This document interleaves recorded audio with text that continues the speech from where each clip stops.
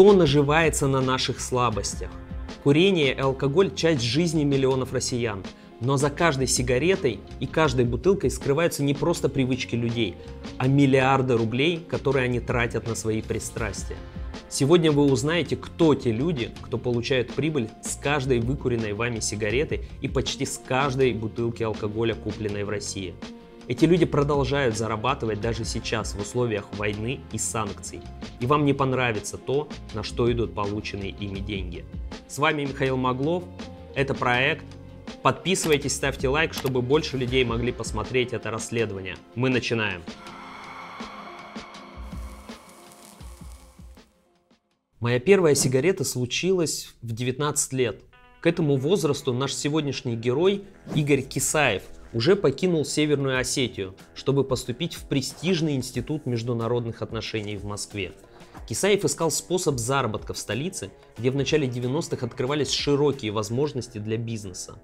К 1993 году он основал свой первый легальный бизнес, начав оптовые продажи западных сигарет. Компания Кисаева заключила первый контракт с американской Philip Morris, одним из мировых лидеров в табачной индустрии. Это стало началом взлета российского бизнесмена. Тогда на российском телевидении еще можно было показывать рекламу сигарет. Развивающийся рынок без особых моральных терзаний, ничего не поделаешь. В США, откуда родом Philip Morris, телевизионная реклама сигарет была по факту запрещена еще с 70-го года. Российский рынок табака стремительно рос, и Кисаев с партнером быстро богатели. Партнер – это Сергей Кациев, тоже осетин, в прошлом был преподавателем МГИМО, а до того работал по дипломатической линии. К 2007 году Кисаев и Кациев стали ключевыми игроками на рынке сигарет в России.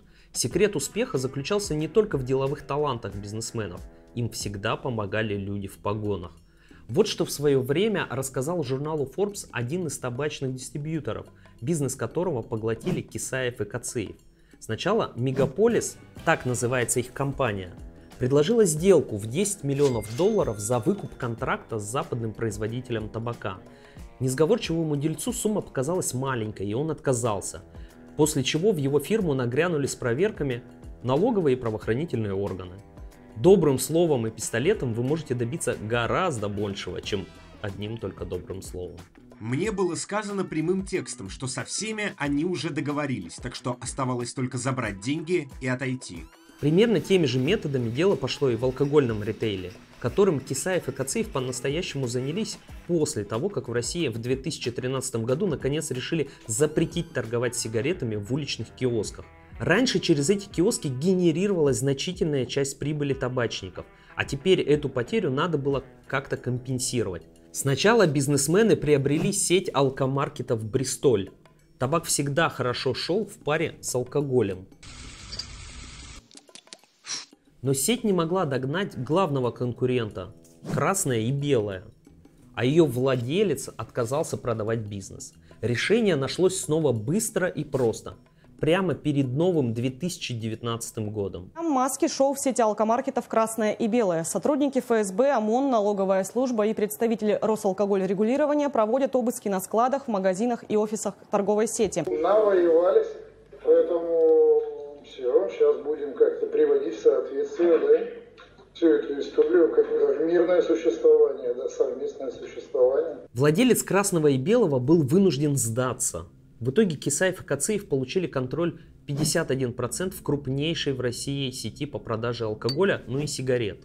Кстати, важный момент. Выпивка и курево всегда генерируют колоссальный поток наличных денег. В некоторых регионах магазины вообще отказываются продавать сигареты за безналичный расчет. Так они хитрят с налогами и сборами. Наличные – это важная часть империи Кисаева и Кациева. Вместе мы можем сделать действительно очень и очень много. Один из менеджеров в компаниях Кисаева, с которым мы говорили, работая над этим материалом, утверждает, что имея огромный запас наличных денег, бизнесмены занялись еще и серым промыслом, так называемой обналичкой, став на этом рынке крупным игроком. То есть буквально торговали деньгами. Наличности было так много, что ее хранили в ангаре, принадлежащего Кисаеву завода «Турбохолод» в московском районе Сокольники. Может быть, хранят и сейчас. но из-за репрессий и войны мы не можем на месте убедиться в этом.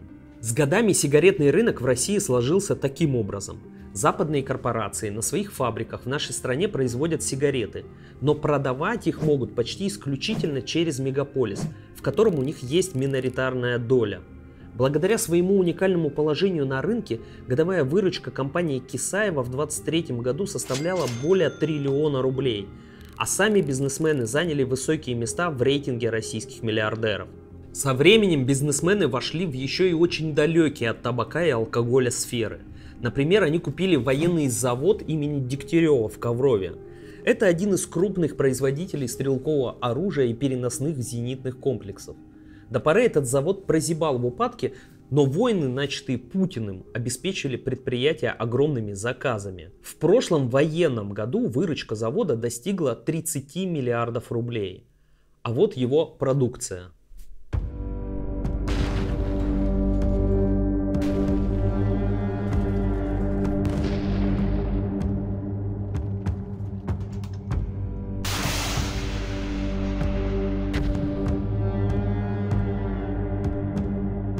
В оборонной промышленности России не бывает чужих людей. Люди, которые производят оружие, должны быть крепко связаны с силовиками и спецслужбами. Очень крепко. В условиях войны государственная цензура становится только сильнее. Вот и сейчас, пока мы готовили наше расследование, YouTube в России еще больше замедлился. Чтобы не остаться один на один с пропагандой, обеспечьте себя и своих близких надежным VPN-ом. Ссылки на VPN-сервисы ищите в описании к этому ролику. Ну а чтобы поддержать нашу команду и выход будущих расследований, становитесь нашими регулярными спонсорами, ссылка в описании.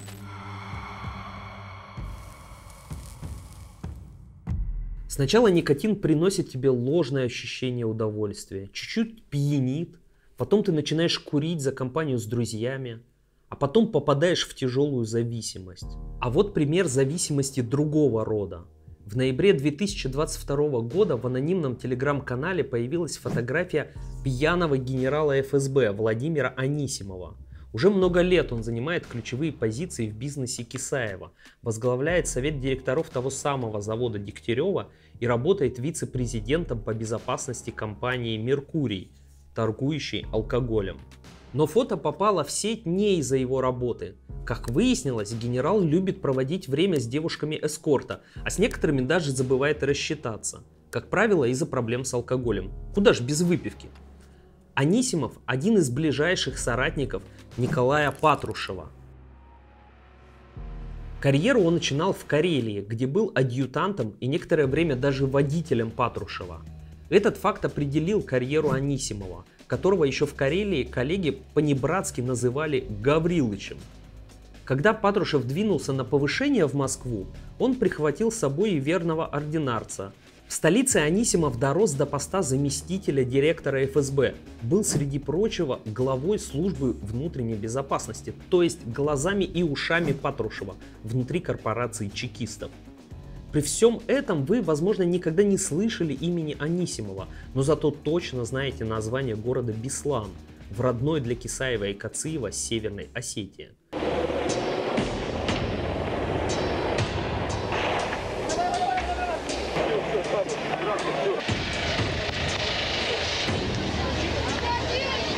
В 2004 году боевики Шамиля Басаева захватили там школу, взяв в заложники более 1000 человек, включая сотни детей.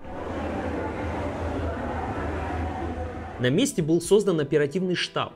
Формально Анисимов не был его руководителем, но на деле он в дни теракта был одним из главных эмиссаров ФСБ на месте. В ходе последующего расследования выяснилось, что именно Анисимов, к примеру, запретил идти на переговоры с террористами еще одному бывшему офицеру ФСБ, Мурату Зязикову, который тогда занимал пост президента Ингушетии. За явку Зязикова террористы были готовы отпустить 150 заложников, но руководство ФСБ сочло честь мундира важнее. Итог мы знаем: 334 погибших при спонтанном и вызывающем множество вопросов штурме школы.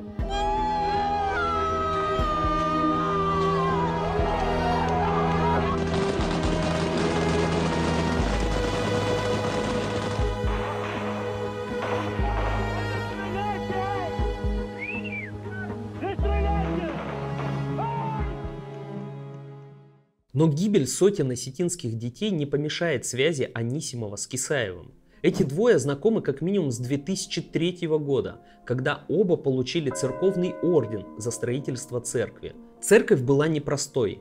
Она посвящена Платону Студийскому и находится в маленькой архангельской деревне Подома. Зачем одному из руководителей ФСБ и табачному миллиардеру строить церковь в богом забытой глуши? И тем более, что в этом поступке такого важного, что их специальным орденом наградил патриарх. Ответ на этот вопрос принципиально важен. Именно через церковь в Архангельской тайге вы поймете, почему бизнес Кисаева постоянно идет в гору. Конкуренты сдаются без боя, а органы закрывают глаза на вещи вроде обналички. Дело в том, что в деревне Подома в далеком 1918 году родился Платон, но не Студийский, а Патрушев.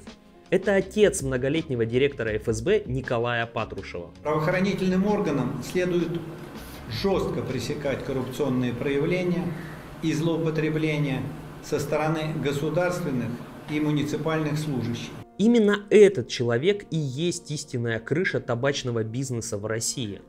Кисаев и Кациев снабжают Патрушева и его семью, подчиненных и связанные с чекистами проекты деньгами, а в обмен получают покровительство на высшем уровне. Конечно, не могу не сказать о всенародно любимой Александре Николаевне Пахмутовой. Это фонд «Монолит», созданный в 2003 году для поддержки ФСБ. Зачем нужен частный фонд для поддержки секретной спецслужбы? Конечно, большой вопрос, ну пусть. Его соучредителями стали несколько компаний Игоря Кисаева, а сам он значится почетным президентом фонда. Официально фонд, судя по его немногочисленным отчетам, покупает по несколько квартир в год семьям ФСБшников, которые в них нуждаются. Треть расходов идет на зарплаты своим сотрудникам, тоже чекистам. А это санаторий имени Фрунзе в Сочи. В советские годы там отдыхали космонавты, теперь ветераны и генералы спецслужбы. Санаторий этот выкупил Кисаев и фонд «Монолит». Благотворительность. В совете директоров этого санатория знакомая фамилия – Виктор Платонович Патрушев. Это старший брат многолетнего директора ФСБ. Вот его редкая фотография, очень характерное сходство на снимке, как будто сам Николай Патрушев в будущем. Вообще Виктор – это своего рода номинал своего высокопоставленного брата. Когда Николай Патрушев не может что-то делать из-за конфликта интересов или режима секретности, то помогает Виктор. Например, Виктор был одним из руководителей спортивного общества «Динамо», связанного традиционно с чекистами. Он же входит в совет фонда морских конвоев.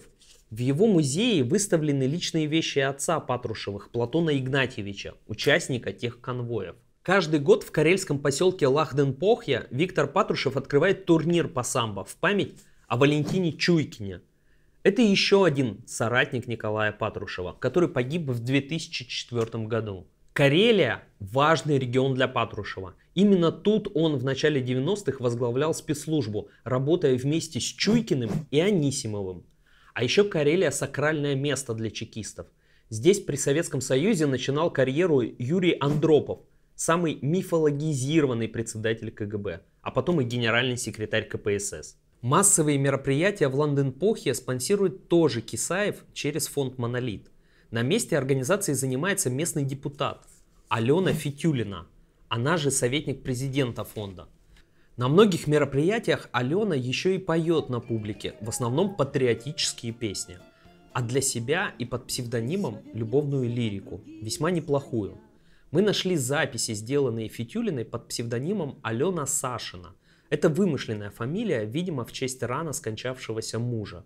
Вот, например, песня «Чужой». В моем доме ночует чужой, я его не гоню, не держу, но не будет неправдой большой то, что я им пока дорожу. Знакомые записывают Алену в своих телефонах так. Когда проект связался с Фитюлиной с вопросом, связывают ли ее отношения с Виктором или Николаем Патрушевым, она резко отказалась от разговора. Но дело не только в тратах на всевозможные затеи генералов ФСБ. Кисаев буквально обогатил руководство чекистов. Как выяснила «Новая газета», в 2007 году была земля на Рублевке ведомственного детского сада.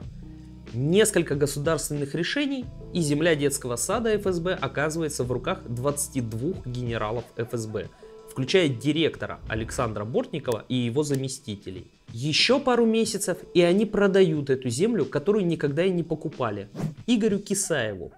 Тут, неподалеку от резиденции Путина Новоогарева, он строит себе дом.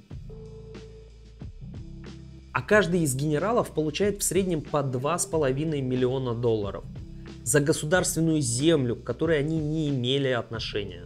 Не остается без финансовой опеки табачников и младшее поколение Патрушевых. Это Марина Артемьева. На протяжении нескольких лет она была совладелицей и директором телеканала Fashion Channel. Ее партнером по этому гламурному бизнесу выступал Игорь Кисаев. Не очередной ли это подарок или взятка? Точно можно сказать, что до этого Артемьева каким-либо серьезным бизнесом не занималась, чтобы купить эту долю самостоятельно. Разгадка этого партнерства проста. Артемьева – это фактическая жена вице-премьера Дмитрия Патрушева, сына Николая Патрушева. Дмитрий Николаевич, то, что вы из Курятника с нами общаетесь, это здорово, это оживляет нашу сегодняшнюю работу. Весной 2022 года Игорь Кисаев попал под санкции Европейского Союза. Чуть позже туда угодил и принадлежащий ему военный завод имени Дегтярева. Кисаев обратился в Европейский суд, требуя отменить санкции, но безуспешно. Одновременно сам завод скрыл состав своего совета директоров. Вот пустая страница годового отчета за 2023 год. Но покажем небольшой журналистский трюк. Если выделить в пустой странице скрытый текст, мы видим Анисимов и юристы Кисаева на месте.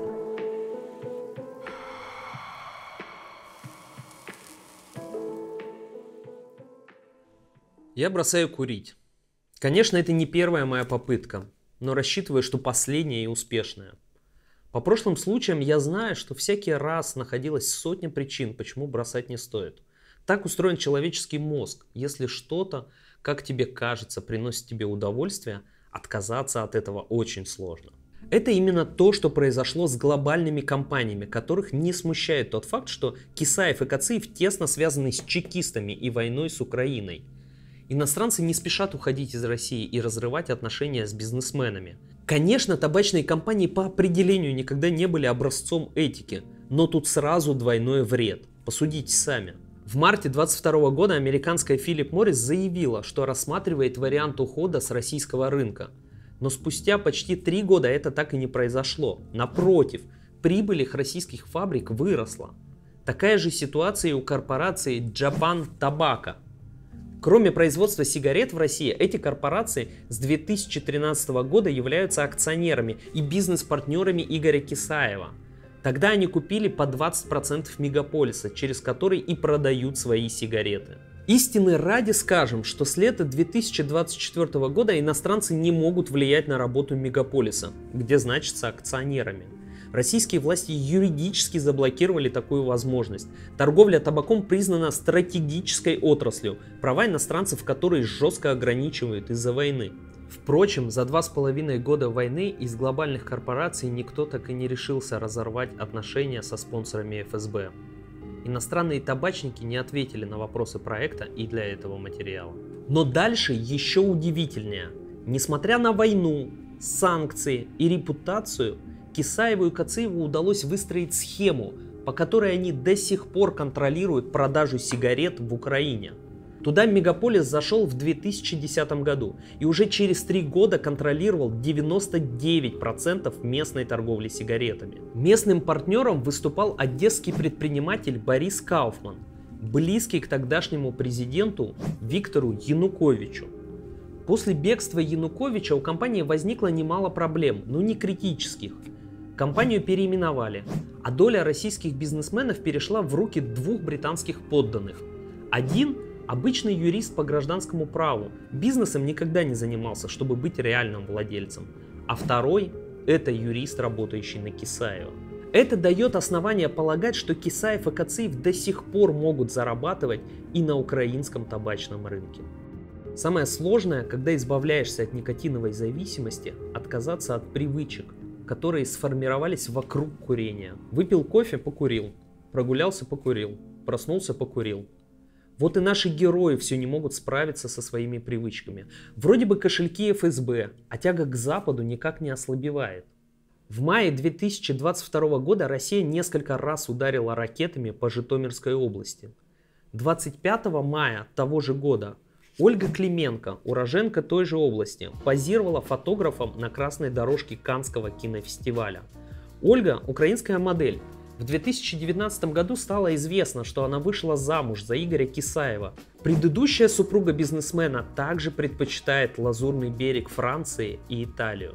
Во Флоренции летом 23 года Стелла Кисаева представляла российский документальный фильм «Идеальный музей возвращения Ренессанса», который рассказывает о скульптурах эпохи Возрождения, пострадавших в ходе Второй мировой войны и вывезенных в Советский Союз. В Монако живет модель Лара Лиетта, тоже регулярная посетительница красных дорожек и глянцевых обложек. Лариса Тяка, именно так по паспорту зовут модель, прославилась как бывшая невеста американского актера Эдриана Броуди. Но нам она также известна как родственница Игоря Кисаева. Именно через него и отца, который работает на Кисаева, она познакомилась с голливудским актером. Лариса – персона публичная, она любит фотографироваться на яхтах. Прошлым летом, например, она отметилась на яхте Тотем. Есть и другая яхта – Pearl. Но что это за суда-красавцы? Ответ тоже прост. Эти яхты раньше назывались Sky и My Sky. Они курсировали по Средиземному морю и через офшоры принадлежали Кисаеву. Офшоры и переименование яхт, видимо, и уберегли их от ареста. My Sky выставлялась на продажу, но продал ли ее российский миллиардер, неизвестно. После того, как мы направили свои вопросы в компании бизнесменов, яхта Pearl снялась с якоря в Италии и отправилась в Саудовскую Аравию. Сергей Кациев вообще предпочитает страну, которую его партнеры-чекисты более всего ненавидят – Соединенные Штаты Америки. Там, в городе Портленд, штат Орегон, Кациев владеет милым старинным домом 1925 года постройки. Супруга бизнесмена – гражданка США. Дочь вместе со своим мужем живут там же, но при этом числятся вице-президентами алкогольной сети «Бристоль», выручка от которой, напомню, идет в том числе на содержание российской спецслужбы.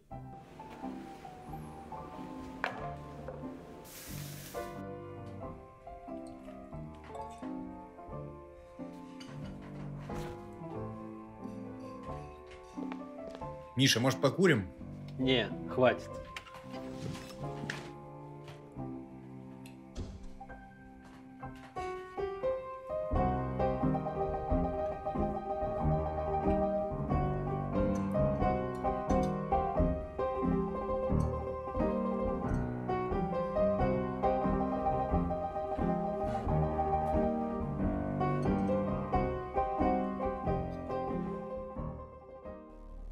Проект.